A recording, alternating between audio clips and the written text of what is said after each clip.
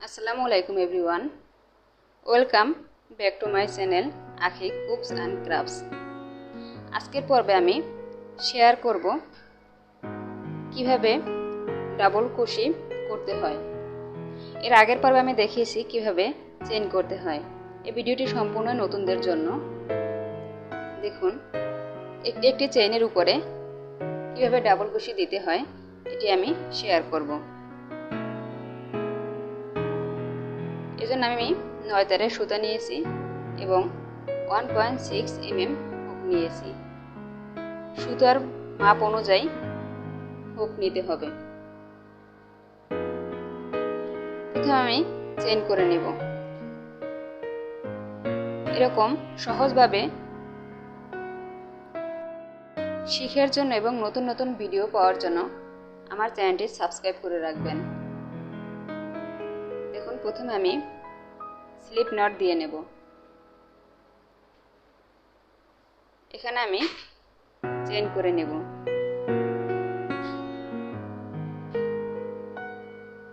চেইনের link description বক্সে দেয়া থাকবে, চাইলে ওখান থেকে দেখে নেবেন।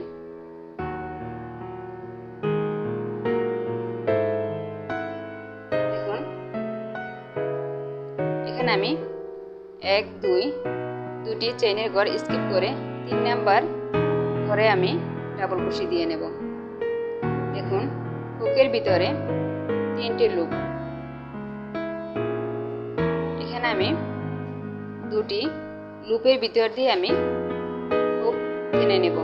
দেখুন, হুকের উপরে 2টি লুপ, আবার এভাবে টেনে নেব। দেখুন, 3টি চেইন সমান একটি ডাবল কুশি ধরা হয়। এখানে 2টি ডাবল কুশি হলো।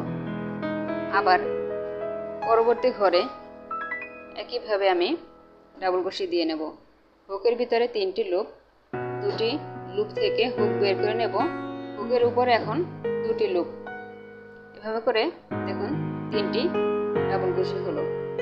সেম একইভাবে সম্পূর্ণ রাউন্ড করে নেব।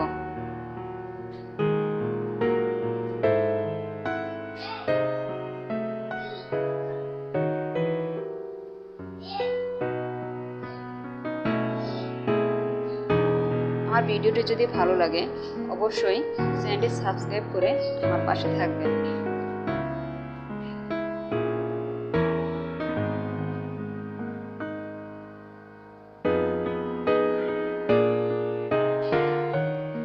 সেম একইভাবে আমি ডাবল কুশি দিয়ে নেব।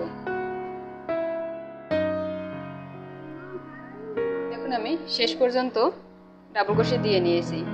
এখানে সুতো কাটার আগে একটি চেইন করে তারপরে সুতো কাটতে হবে, তা না হলে সুতো সব খুলে যাবে। দেখুন, একটি চেইন করে আমি সুতো কেটে নিয়েছি। আজ এই পর্যন্তই। আল্লাহ হাফেজ।